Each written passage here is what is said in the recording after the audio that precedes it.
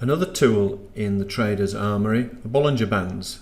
These were named after their creator, John Bollinger, and were intended to be a guide to volatility levels in the market. There are people who even devise systems trading around them, and when you look at these things in hindsight, they do look to be effective. In reality, I use them more to keep me out of trades than to get into trades. Trading systems that are based around it basically say that you long from the middle SMA and then you short from the top and you long at the bottom. But as you can see here, price simply carried on and carried on. But as with many indicators in Forex, when you look after the event, they do look spookily accurate. But take it from me, they're not as accurate in real time. Now, this particular move here, this was a sign that price was drying up. And what tends to happen is that price will move sideways for a period of time and then make an explosive move. When a candlestick goes out of a Bollinger Band, it never stays out for long. So what you would notice here, had you got into this trade, you would be likely to get out because of the fact that it's either going to wait for the Bollingers to creep back up or it's going to drift back down again. And you have a similar situation here. It's riding the Bollinger Bands and it is bouncing between this bottom and top area. This kind of pattern is what I call a never in a million years Bollinger Band.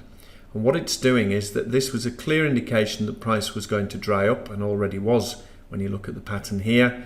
And if price is to come up and touch this area whence the Bollinger is pointing steeply down or steeply up, then 9 times out of 10 it will bounce off it. It may pierce it, but it will bounce off it. However, once the Bollinger Bands open, then this can be seen almost as permission being given to price to break in or out of an area. So again, as we look up here, price is bouncing off the top and bottom areas, which is why I was saying earlier you could look at this as a form of support and resistance. Further examples of price going sideways with very narrow bands, then they open, price going outside the Bollinger, waiting for the Bollingers to catch up again before continuing. Yet another section where price is going sideways, waiting for a breakout.